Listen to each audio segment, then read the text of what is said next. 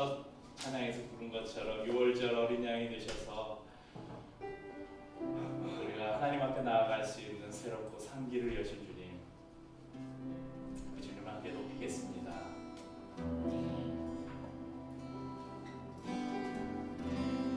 어린 양 찬양,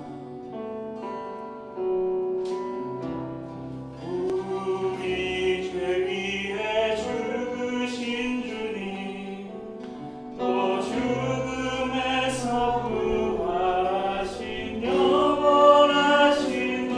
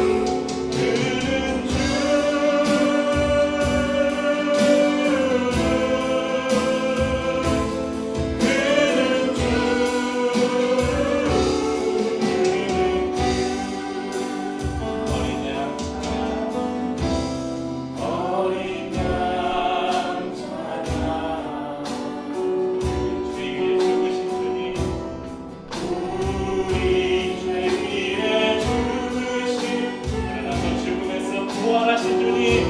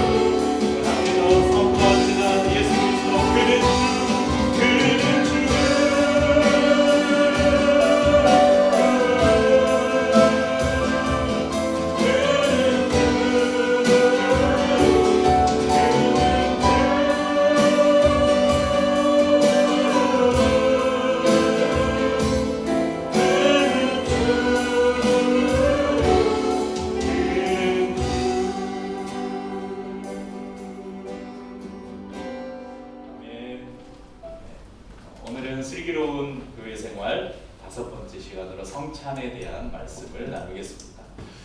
많은 교회들이 1년에 보통 한 2번, 전반기 한 번, 후반기 한 번 이렇게 성찬식을 하는 교회들이 아마 제일 많을 것이고, 조금 더 하면 한 1년에 분기별로 한 차례 정도 하는 교회들이 있고요. 그리고 아주 드물게 한 달에 한 번, 매주 첫째 주일이나 이런 때 성찬식을 하는 교회들이 있습니다. 그러니까 저희처럼 매주 성찬식을 나누는 교회는 정말 찾기 드물어요. 아주 특이한 교회라고 할 수 있습니다.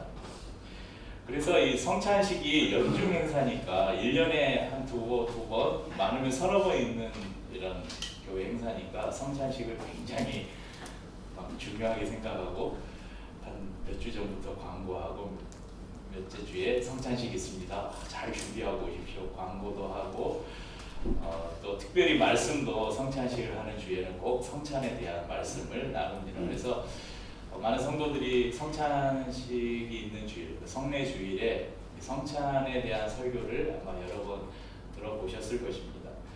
그런데 제가 저희 교회는 매주 성찬식을 하다 보니까 성찬에 대한 말씀을 한 번도 안 전했더라고요. 왜냐하면 성찬식을 하면서 틈틈이 중간중간 이렇게 짧게 말씀을 많이 드리긴 했지만 이 주일 설교 본문, 설교 주제를 성찬에 대한 주제로 잡고 제가 2016년 첫 예배 때부터 쭉 설교했던 걸 리스트를 쭉 보니까 성찬에 대한 말씀을 한 번도 전하지 않았더라고요. 그래서 오늘 이 성찬에 대해서 조금 더 자세하게 살펴보면서 우리가 매주 나누는 이 성찬이 어떤 의미를 담고 있는지 살펴보려고 합니다.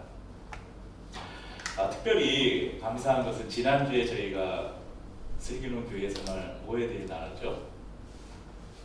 네, 직분. 갑자기 생각이 안 나려고 했죠. 제가 주일날만 일부 드리고 주일날 오전 예배 드리고 오후 예배 드리고 매일 새벽 예배 드리고 수요 예배 드리고 금요 기도 예배 드리고 막 일반적인 교회들 일주일에 몇 번씩 예배가 있잖아요. 제가 그런 예배를 지양하고 주일에 이렇게 딱 한 번 모이는 예배를 지향하는 이유는 솔직히 우리가 주일에 이 1시간 예배 드리면서 제가 한 30분 정도 여러분하고 나누는 이 설교를 머릿속에 담고 일주일 내내 내가 이 말씀대로 살아야지 실천해 봐야지 하면서 여러분 그 말씀을 계속 되뇌이고 사세요? 별로 안 그러죠? 제가 다 알아요. 저도 거의 그러니까. 그런데 여러분 일주일에 막 설교 몇 편씩 듣고 새벽에 무슨 설교했지, 수요일 날에 무슨 설교했지, 막 이거 기억도 안 나는 그런 막 우리가 설교가 마치 공예처럼 예배가 그냥 너무 공예처럼 드려지는 그런 게 좀 안타까운 마음이 있어서 한 번이라도 제대로 드리자, 한 번이라도 예배를 제대로 드리고 주일에 한 말씀이라도 우리가 제대로 듣고 기억하고 그 말씀대로 살아보자. 여러분 그러면 삶이 바뀌어요. 일주일에 한 말씀을 붙잡고 그 말씀대로 살려고 하면 52주예요. 52주 동안 하나님께서 우리에게 주신 교훈들을 우리가 하나씩 실천하면서 우리의 삶을 변화시킨다고 생각해 보세요. 몇 년 지나지 않아 우리의 삶이 막 180도 바뀔 거예요. 그런데 왜 그리스도인들이 10년, 20년 교회 다녀도 안 바뀌어요? 설교 듣고 그냥 돌려보내니까 그래요. 수많은 일주일에도 몇 편씩 설교를 듣는데 그냥 듣고 여기로 듣고 여기로 그냥 흘러보내는 거예요. 아무튼 그렇다는 것이고요. 감사한 것은 지난주에 저희가 직분에 대한 말씀을 나누면서 제가 마지막에 우리 모두에게는 하나님이 주신 은사가 있다고 그랬잖아요. 심지어는 우리 제이나 하빈이 제 아이들이 교회에 와서 웃고 울고 하면서 우리에게 기쁨을 주는 그것이 쟤들의 직분이라고, 쟤들의 은사라고. 네, 그런데 우리 또 송 집사님께서 본인의 은사를 발휘하셔서 이제 성찬빵을 만들어 보겠습니다. 요즘 빵에 재미를 붙이셨는데 그래서 오늘 성찬빵이 이렇게 두툼한 성찬빵이 준비가 됐습니다. 그래서 마침 오늘 성찬에 대한 말씀을 나누는데 지난주에 이 직분과 은사 그리고 오늘의 성찬의 말씀이 이렇게 자연스럽게 연결되는 것으로 인해서 또 감사가 됐습니다. 성찬은 우리가 설교는 여러분 뭘로 들어요? 귀로 듣잖아요. 설교는 귀로 듣는 하나님의 말씀이라면 우리가 나누는 성찬은 보고 만지고 경험하는 말씀이라고 많은 학자들이 이야기합니다. 그러니까 하나님의 말씀이 우리가 귀로만 듣는 것이 아니라 먹고 마시고 체험하는 말씀으로 주신 것이 바로 성찬이다. 그렇게 이해하면 될 것입니다. 제가 예배를 처음 드릴 때는 저희가 직접 성찬빵을 집에서 만들었어요. 제가 만들다가 레시피를 아내한테 전해주고 그러다가 윤서한테까지 가서 코로나 전까지는 집에서 빵을 만들었는데 왜냐면 성찬빵을 그냥 빵집에서 사오기가 좀 그랬어요.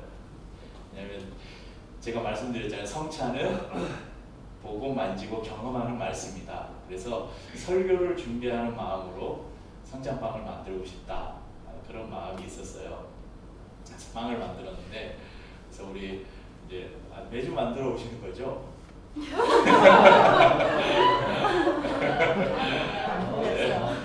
네. 성찬빵을 만들 때 혹시 힘드시면 요사한테 말하는 거예요. 네, 빵을 만드실 때도 또 우리 양식팀들 있잖아요. 주일날 식사를 준비하는 것도 최소한 설교자가 설교를 준비하는 그 마음으로 여러분들 이것들을 준비하셨으면 좋겠습니다. 그러면 나누는 성찬 안에 더 큰 은혜가 임하고 주일날 우리가 나누는 이 식탁 안에 더 큰 하나님의 은혜가 임할 줄로 믿습니다. 자, 이제 성찬에 대해서 본격적으로 알아보겠는데요. 일반적으로 여러분 성찬은 세례교인 이상만 받을 수 있어요. 그러니까 지난주에 제가 여러분 우리 교회 총회 헌법책을 여러 번 보여드렸잖아요. 여러분 그 헌법책을 따르면 저희 교회는 거의 2단의 수준이에요. 원래 성찬은 세례를 받지 않은 사람은 참여할 수가 없어요. 그리고 유아 세례 교회도 참여할 수가 없어요. 유아 세례를 받고, 그러니까 일반적인 교회에 대해서는 세례를 받고 용사가 지난번에 유아 세례식 때 입교식을 했잖아요. 그 유아 세례를 받고 만 14세가 되면 자신의 입으로 신앙을 고백하는 입교식을 하는데 그 입교식을 해야, 그래서 입교식 하고 나서 항상 성찬식을 했어요. 그런데 저희 교회는 모두 성찬을 다 받잖아요. 그러니까 이게, 그래서 제가 교단 가입을 안 해요. 제가 우리 교단에 소속되어 있다면 아마 누군가 이것을 문제 삼으면 제가 그 목사직을 잘릴 수도 있어요. 그런데 저희 예배에 참석하는 모든 분들이 다 성찬을 참여하도록 하냐면, 전에도 말씀드린 것처럼 이 성찬은 하나님의 식탁에서 함께 먹는 이 식사의 의미를 가지고 있다, 이렇게 생각해 볼 때, 그럼 집에 손님이 왔다고 그 사람 밥 안 주나요? 그러지 않잖아요. 누가 됐든 그 식탁을 환영하고, 성경 전체에 흐르는 하나님의 그 마음은 나그네를 절대 홀대하지 마라. 나그네는 자기가 먹을 것이 없어도 나그네에게는 먹을 것을 내어주라는 게 성경에 가르쳐요. 구약 성경에는요, 나그네를 홀대하는 것을 엄청 심각한 범죄로, 죄로 말씀하고 있거든요. 그러니까 그런 하나님의 마음을 볼 때, 이 성찬에 예수를 믿든 안 믿든, 유아 세례를 받았든 안 받았든, 세례를 받든 안, 왜 세례를 받은 사람들에게 성찬을 에게만 성찬을 허용했는지 이제 조금 뒤에 설명을 드리겠습니다. 근데 저희는 이제 그렇게 성찬식을 갖고 있죠. 하지만 그렇다고 우리가 성찬을 가볍게 넘길 수 있는 것은 아니라는 것을 오늘 기억했으면 좋겠어요. 우리 특별히 오늘 말씀은 우리 세연이랑 주원이랑 채빈이가 잘 들어야 돼요. 왜냐하면 이 성찬은 너희들은 원래 받을 수 없는 거야. 근데 주잖아. 그럼 이게 의미가 있는 것으로 받아들여야 된다는 거지. 그러니까 오늘 설교를 잘 들어야 돼. 그래야 이 성찬식이 너희들에게 은혜가 되는 거야. 기존 성도들뿐 아니라 우리 아이들, 그리고 신앙생활을 시작한 지 얼마 안 되는 분들이 오늘 말씀을 통해서 성찬의 의미를 더 깊이 깨닫고 성찬을 어떻게 대해야 되는지를 또 알고, 그래서 매주 나누는 이 성찬이 더 풍성해지는 은혜가 있기를 바랍니다.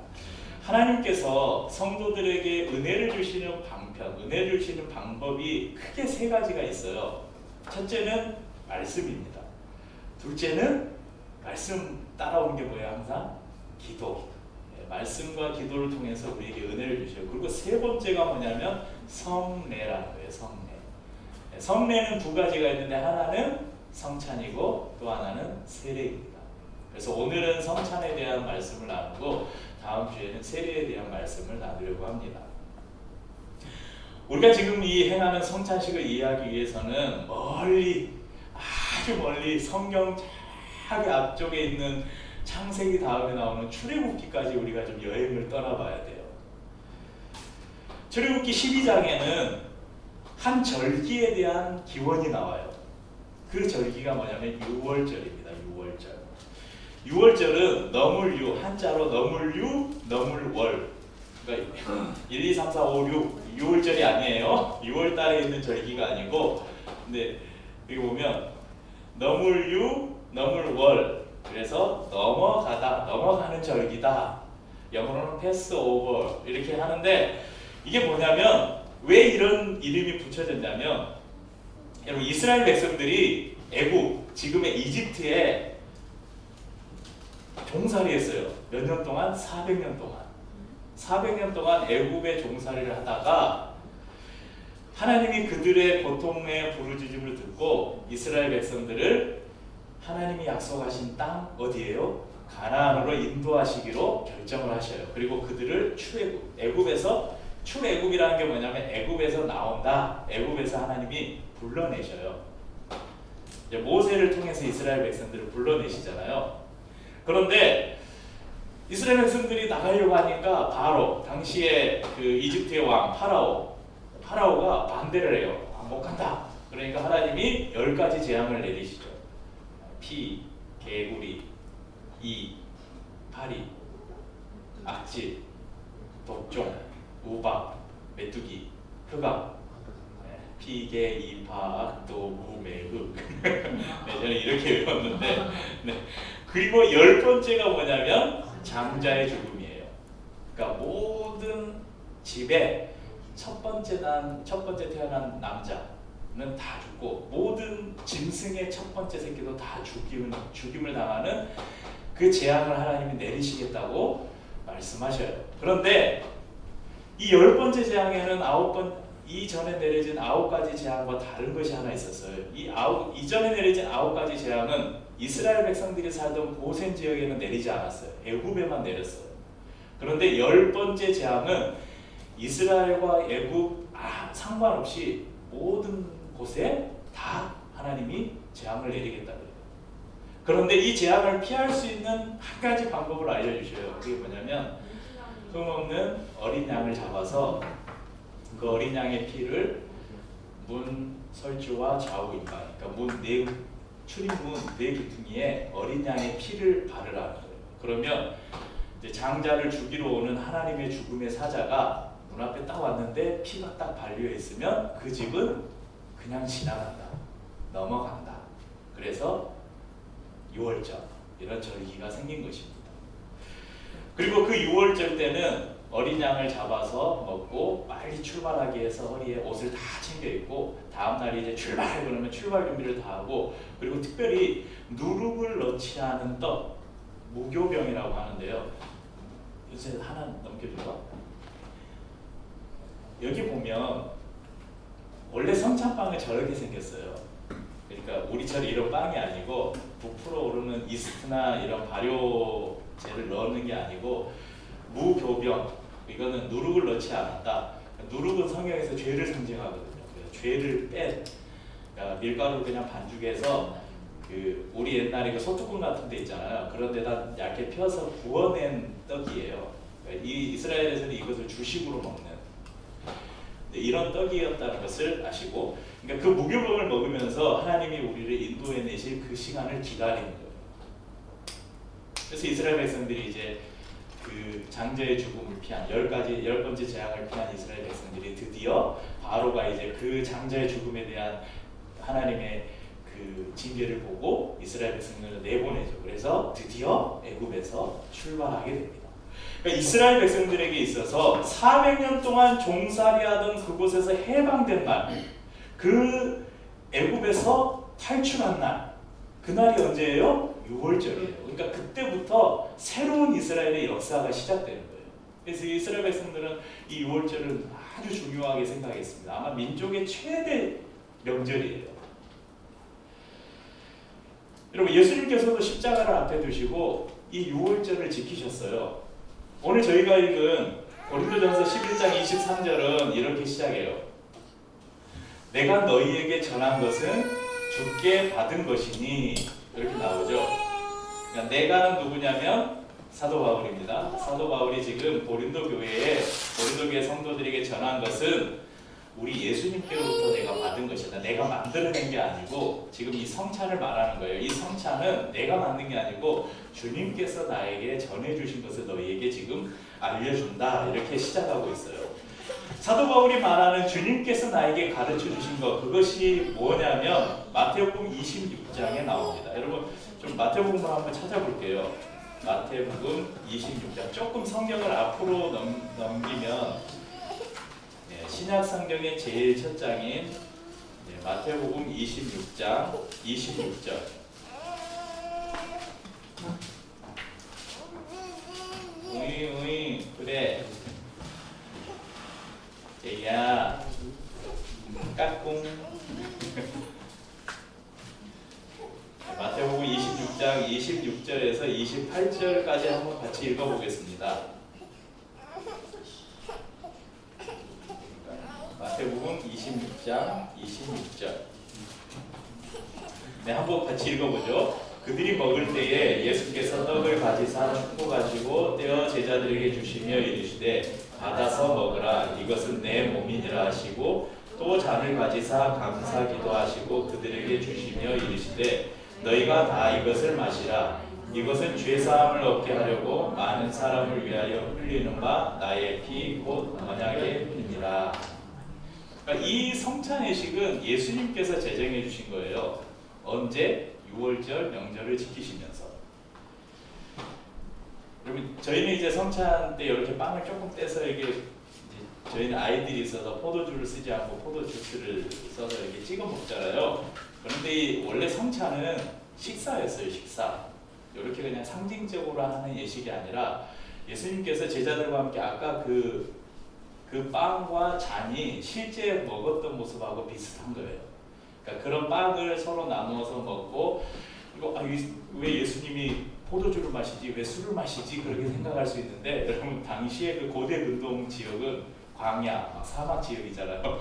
포도주가 물보다 흔한, 그리고 당시에는 이런 풍토병들이 있기 때문에 어떤 약 치료의 기능으로 포도주를 우리가 마시는 물처럼 마셨어요. 그러니까 식사를 하거나 할 때 옆에 항상 우리가 물을 마시듯 두고 마시는 게, 물은 깨끗한 정수물을 아무 데서나 쉽게 구할 수 없기 때문에, 요한복음 4장에도 보면 사람들이 사마리아 여인이 몰래 아무도 없는 정오에 우물에 물 길러 가잖아요. 그러니까 어느 우물에서 공동 우물에서 물을 길어다가 써야 되는 그런 상황인데, 포도주는 미리 담가놓고 저장해 놓으면 언제든지 마실 수가 있잖아요. 그래서 포도주는 식사 때 함께하는 그러니까 음료예요. 우리가 치킨 먹을 때 콜라 마시듯이.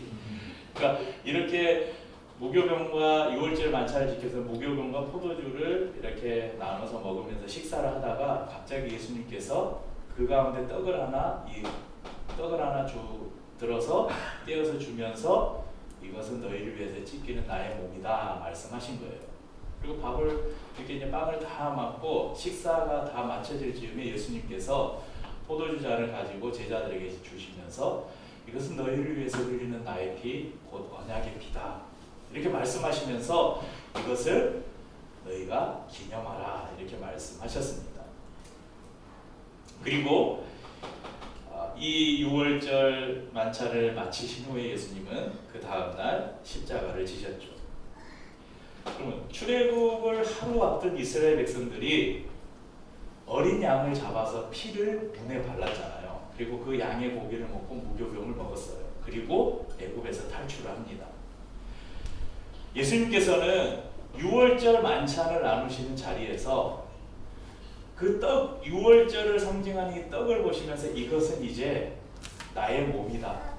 그 포도주를 보시면서 이것은 이제 나의 피다. 이렇게 말씀하셨습니다. 그러니까 쉽게 말하면 예수님이 그 출애굽할 때 양이 죽었잖아요. 피를 바르기 위해서 양을 죽였잖아요. 예수님이 6월절에 어린 양이 되셨다는 거예요. 그러니까 제가 예전에 찬양팀을 훈련할 때 찬양 가사에 대한 부분들을 교육할 때 항상 쓰는 곡이 이 곡이었어요. 저희가 처음 불렀던 찬양 6월절 어린 양의 피로 나의 삶. 우리 아이들이 중고등학생들이 날마다 이 찬양을 많이 부르는데 제가 6월절 어린 양이 뭐야? 물어보면 아무도 몰라요. 대답을 못해요. 근데 그 6월절 어린 양이 뭐라고요? 예수님이라는 거예요. 6월절 때 그 죽음의 사자를 피하기 위해서 하나님께서 문에 바르라고 그렇게 죽음을 피할 방법을 알려주셨던 그 어린 양, 그 어린 양이 바로 예수 그리스도라는 것입니다. 그러니까 예수님은 오늘 지금 6월절 만찬을 나누시면서 십자가를 앞에 두시고 6월절 만찬을 나누시면서 새로운 성찬을 우리에게 가르쳐 주시는데, 이제는 너희가 지킬 것이 6월절이 아니다. 양을 잡아먹고 무교병을 먹는 것이 아니라 이제는 떡과 포도주를 나눠 마시면서 어린 양으로 내가 십자가에서 죽을 것이고 부활할 것인데, 그리고 다시 올 것인데, 이제는 너희가 먹고 마시면서 나를 기억하고 기념해라 이러면서 새로운 유월절을 우리에게 제정해 주신 것입니다. 그럼 우리가 나누는 이 성찬에는 세 가지 견해가 있어요. 첫째는 화채설, 두 번째는 공제설, 세 번째는 네 가지가 있는데 세 번째는 기념설, 네 번째는 영적 임재설, 이런 설이 있어요. 화채설은 카톨릭에서 주장하는 건데 카톨릭 사제가 있잖아요. 신부님이 이렇게 딱 축복 기도를 하고 나면 여기 놓여 있는 빵과 이 떡과 포도주가 주님의 진짜 살과 피로 변한다. 화채 몸으로 변한다. 그래서 그 천주교에서는 이 성찬 때 나누는 이것을 굉장히 소중하게 다룹니다. 전에도 말씀드린 것 같은데 여러분 신부님 중에 알코올 중독자 많다 그랬잖아요. 왜냐하면 성찬하고 남은 포도주는 절대 버리면 안 됐어요. 안 버리면 어떻게 해야 돼요? 사제들이 다 마셔야 돼요. 그리고 일반적인 대부분의 성당, 예전에 천주교회 그러니까 성당에는 한쪽에 다 포도주를 만들고 저장하는 공간이 다 있었어요. 그래서 신부님들이 날마다 포도주를 마시다가 알코올 중독자들이 많다는 거짓말이 실제로 그게 그러려고 한 게 아니라 남은 포도주, 성찬을 마치고 남은 포도주들을 신부님들이 다 해결해야 되기 때문에 그리고 성찬하고 남은 떡은 꼭 땅에 묻거나 그랬습니다. 제가 고3 때 예수를 믿었다 그때도 성찬식을 하고 나면 대부분 그렇게 처리를 했어요. 남은 것을 이제 손이 묻었기 때문에 다시 먹지는 않았지만 대부분 흙을 파고 땅을 파고 그곳에 묻어서 버렸습니다. 저희는 이제 제가 큰일이에요. 이렇게 잘라서 할 때는 제가 남은 거는 끝나고 다 먹거든요. 빵은 이 빵을 끝나고 이제 남은 걸 제가 다 먹어요. 네, 포도주스는 저희가 이제 찍어서 먹기 때문에 어쩔 수 없이 그냥 버리는데 이제 천주교에서는 굉장히 이것을 의미를 둔다. 진짜 주님의 몸과 살이 피라고 그렇게 믿어요. 또 하나는 이제 공제설이라는 건데 그러니까 이건 빵이고 이건 포도주인데 또 주님의 몸과 피가 있는데 그것이 이 안에 임한다는 거예요. 그러니까 함께 임한다는 거예요. 그게 공제설이에요. 그리고 네 번째는 기념설인데 예수님께서 이것을 행하여 나를 기념하라 그랬잖아요. 이건 진짜 상징이다. 우리가 오늘도 우리 두 분이 생일이 있어서 예배 끝나고 이제 생일 축하를 하는 거 매년 우리가 생일을 기억하잖아요. 생일을 기념하잖아요. 결혼을 한 날을 기념하는 결혼 기념일 그것처럼 그냥 기억하고 기념하는 것이다. 단순히 그렇게 주장하는 게 기념설이고 네 번째는 영적 임재설이에요. 이게 실제 주님의 살과 피가 아니고 실제 우리가 먹는다고 그렇게 변하는 것이 아니지만 우리가 믿음으로 이것을 받아들일 때 주님이 영으로 우리 가운데 임하신다. 이것이 영적 임재설입니다. 그래서 개혁교회에서는 기념설과 영적 임재설을 이렇게 같이 주로 수용하는 입장입니다. 그러니까 이게 주님의 살과 아마 피 아니에요. 그리고 막 바뀌는 거 아니에요. 그렇지만 이 안에 주님께서 우리에게 주신 영적인 의미가 있다는 것을 기억하셨으면 좋겠습니다. 자, 그렇다면 이 소중한 이 주님께서 우리에게 친히 제정하셔서 지키라고 말씀하신 이 성찬을 어떻게 대해야 되는가? 그럼 조금 전에 제가 성찬은 누구만 받을 수 있다고 했죠? 일반적인 교회에서 세례를 받은 세례교인 이상만 받을 수 있다고 그랬잖아요. 그리고 제가 지난주인가 말씀드렸잖아요. 그 교회의 칠의 중에 직분을 말하면서 제가 칠의에 대한 부분을 이야기하면서 출교, 교회에서 내보내는 출교 바로 직전 단계가 뭐라 그랬어요? 수찬정지. 성찬을 못 받는, 예배를 드리는데 성찬을 못 받아요. 굉장히 수치스러운 일이었어요. 초대교회나 이런 초대교회까지 가지 않아도 우리 한국교회도 이렇게 좀 한국교회가 막 이런 너무 막 성도 이동이 심하고 막 이러기 전에 초기 교회에서는 교회에서 성찬식을 하는데 징계를 받아서 교회에서 7일을 받아서 성찬을 못 받는 건 굉장히 부끄럽고 수치스러운 일이었어요. 그만큼 중징계가 성찬을 못 받는 거였어요. 근데 왜 세례를 받은 사람에게만 성찬을 베풀었을까? 왜냐하면 성찬을 받을 때 제일 중요한 조건이 뭐였냐면요, 예수 그리스도가 나의 구주라고 고백하는 믿음이에요.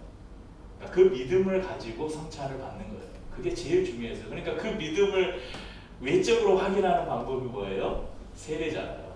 그래서 세례교인들에게 성찬을 받게 한 거예요. 나는 예수님을 믿어. 그러니까 엄밀하게 따지면 세례를 아직 안 받았지만 저는 예수님을 믿습니다. 그러면 얼마든지 성찬을 받을 수 있다는 거예요. 예수 그리스도의 십자가의 희생과 부활을 믿지 않고 여러분 우리가 성찬을 받는다면 받는 건 상관없어요. 그런데 이 성찬은 그냥 빵 한 조각, 요거 그냥 포도주 한 모금이라는 거예요. 그냥 빵 한 조각과 포도주 한 모금에 끝나는 거예요. 그런데 우리가 예수 그리스도가 나의 구주라는 믿음으로 이것을 받아들이면 실제 예수 그리스도께서 성찬을 통해서 우리에게 주시려고 하는 그 은혜가 우리 가운데 그대로 임한다는 것입니다. 이게 차이예요. 그러니까 누구를 주고 누구를 안 주고 이게 문제가 아니라 받는 사람이 어떤 마음으로 받느냐가 중요하다는 것이죠. 여러분 내가 세례를 받았다고 해서 성찬을 받을 때 그냥 대충 제가 막 그 예전에 있던 우리 수미자매랑 같이 사역했던 그 수미자매랑 같이 있었던 그 교회에서 제가 이제 가끔 1년에 2번씩 성찬식을 하는데 분변 분잔 위원하잖아요. 부목사들이 이렇게 가운 입고 이제 보통 분변 위원을 하는데 이제 분변 분잔을 이렇게 가지고 성도들 사이사이로 가는데 막 그 학생들 성찬식 하는데 다리 굽고 팔짱 끼고 이렇게 앉아가지고 성찬 오면 이렇게 먹고 또 이러고 있고 또 막 성찬식 하는데 껌 씹고 이러고 있다가 성찬 받고 있고 제가 막 그거 보면서 열불이 나가지고 뒤통수를 한 대 쳐버릴까 막 진짜 뒤에서 뭐 이럴 때도 있었어요. 여러분 그렇게 받는 성찬이 세례를 받았다고 의미가 있을까요? 세례는 누구에게 베푸고 안 베푸고의 문제가 아니라 받는 사람이 어떤 마음으로 받는가가 중요하다는 것입니다. 그 첫 번째가 뭐냐면 예수 그리스도가 나를 위해서 죽으셨고 부활하셨다. 그 믿음으로 성찬을 받는 것입니다. 또한 우리 자신의 삶을 살펴야 됩니다. 우리는 그리스도께서 성령을 통해서 우리 안에 거하시는 성전이라고 그랬잖아요. 예수님은 우리 안에 계시잖아요. 그러니까 이게 성전이잖아요. 우리가 성찬을 나누면서 예수님이 우리 안에 계시다는 것을 매 시간 확인하는 거예요. 주님이 우리 가운데 임재하신다는 것을 성찬을 통해서 우리가 다시 기억하고 다시 기억하는 거예요. 그런데 여러분 주님이 임재하시는 우리의 성전을 여러분 깨끗하게 가꿔야 되잖아요. 그렇기 때문에 날마다 죄를 멀리하고 우리가 예배를 드리면서 제일 먼저 여러분 우리가 고백의 기도를 드리는 이유도 여기에 있습니다. 우리가 죄를 짓지 않고는 살 수 없잖아요. 아직 우리가 이 땅에 살고 있기 때문에. 그렇지만 우리가 할 수만 있다면 죄를 멀리하고 죄와 싸워서 이기려고 하고 그리고 죄를 지었을 때 우리가 실수하여 넘어지고 죄를 지었을 때 즉각적으로 예수님께 고백하고 회개하고 정결한 마음을 얻는 것, 이것이 우리가 성찬을 대할 때 중요한 자세라는 것입니다. 또한 전에도 말씀드린 것처럼 공동체를 살피는 것, 이게 성찬의 아주 중요한 부분입니다. 사도 바울이 말한 고린도전서 오늘 저희가 읽은 본문에서 사도 바울이 말한 누구든지 주의 떡이나 잔을 합당하지 않게 먹고 마시는 자 또는 주의 몸을 분별하지 못하고 먹고 마시는 자, 이런 사람들이 누구냐? 바로 공동체 안에 다른 지체들을 돌아보지 않는 사람들. 그러니까 고린도 교회를 그때 이야기하면서 말씀드렸잖아요. 고린도 교회가 약간 가정교회 형태를 띠고 오이코스 교회이기 때문에 공교회 형식보다는 가정교회 형식이 많았어요. 그래서 그 안에는 종, 자유자, 부자, 가난한 사람들 다 모여있다고 그랬잖아요. 그러니까 이 노동자들, 종들은 힘들게 일하고 와서 예배 시간 맞춰서 모임 시간 맞춰서 왔는데 주인들은 일찍 와가지고 다 아까 식사라 그랬잖아요. 성찬이 식사예요. 그거 미리 다 먹어버린 거예요. 빵 다 먹어버리고 포도주 다 마셔버리고. 그래서 가난하고 힘없는 사람들 와서 이제 배 골마가면서 모임이 왔는데 다 먹어버리고 먹을 게 없는 거예요. 그러니까 줄임배를 움켜잡고 말씀 듣고 예배드리고 돌아가는 거예요. 사도 바울이 그걸 지금 고린도 교회에 그걸 책망하는 거예요. 그것이 죄다. 왜 지체들을, 공동체를 살피지 않고 너희가 너희끼리만 먹고 마셨느냐? 왜 기다려주지 않았느냐? 이걸 책망하고 있는 것이죠. 그래서 우리가 성찬을 대할 때는 다른 지체들을 돌아보는 것이 중요하다는 것입니다. 우리 안에 힘들어하고 아파하는 지체들은 없는지 그들을 돌아보고 살피는 것, 이것이 우리가 성찬을 대하는 중요한 자세입니다. 뭐 성찬을 매주 해야 성경적이다, 또는 성찬은 세례교인만 받아야 된다, 성찬은 엄숙하고 경건하게 진행해야 된다, 성찬은 이러이러한 순서대로 초대교회 이렇게 아주 그 전에 내려오는 순서가 있으니까 그대로 해야 된다, 뭐 성찬 교동문을 이렇게 해야 된다, 성찬 네, 우리 장인어른이 가르쳐 주신 것처럼 성찬 빵은 똑같은 크기로 잘라서 똑같이 줘야 된다. 또 성찬 포도주는 직접 담궈서 써야 된다. 뭐 성찬 빵은 누룩을 넣지 않아야 된다. 뭐 등등등 이 성찬에 대해서 여러분 우리가 갑론을박할 수 있습니다. 하지만 이런 것들보다 훨씬 더 중요한 것은 성찬에 담긴 의미들을 우리가 얼마나 잘 살아내느냐, 이것이 중요하다는 것입니다. 왜 예수님께서는 십자가를 앞에 두시고 제자들에게 그리고 우리에게까지 이 성찬을 남겨주셨을까? 왜 우리가 모일 때마다 이것을 이 성찬을 행하라고 하셨을까? 우리는 성찬을 통해서 그리스도와 연합합니다. 또 우리 각자가 그리스도와 연합하게 되면 우리는 그리스도 안에서 서로가 연합하게 됩니다. 그래서 성찬을 나누면서 우리는 그리스도 안에 한 몸임을 확인하는 것입니다. 성찬 앞에서는 남녀노소, 빈부의 격차에 상관없이 우리 모두가 차별 없이 평등하다는 것을 우리가 알게 됩니다. 성찬을 통해서 우리는 그리스도를 우리 안에 모시고 그분이 이끄시는 풍성한 삶으로 나아가게 됩니다. 그렇기 때문에 성찬은 여러분 주님을 위해서 기억하라는 것이 아니라 주님은 우리를 위해서 이 성찬을 우리에게 남겨주신 것입니다. 또한 성찬 교동문 우리가 교독할 때 이런 교동문에 이런 교독이 있잖아요. 그리스도께서 우리를 위해서 자신을 내어주신 것처럼 우리도 세상을 위해서, 이웃을 위해서 우리 자신을 내어주기로 그렇게 고백하는 우리 고백이 있습니다.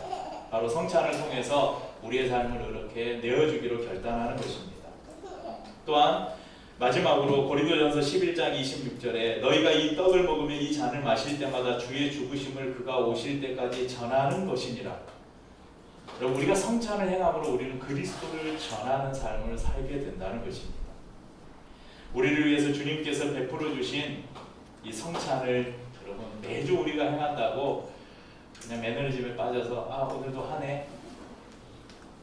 우리 제이가 와가지고 벌써 물 입으로 직행하는 우리 제이는 아직 뭘 모르니까 그럴 수 있어요. 그런데 이제 오늘 말씀을 들은 우리 세연이나 주원이나 우리 채빈이도 이 성찬을 대할 때는 이게 주님께서 우리에게 은혜로 주신 것이구나. 이 성찬을 통해서 나는 예수님과 연합하구나. 이 성찬을 나누면 우리가 그리스도 안에 한 가족이구나.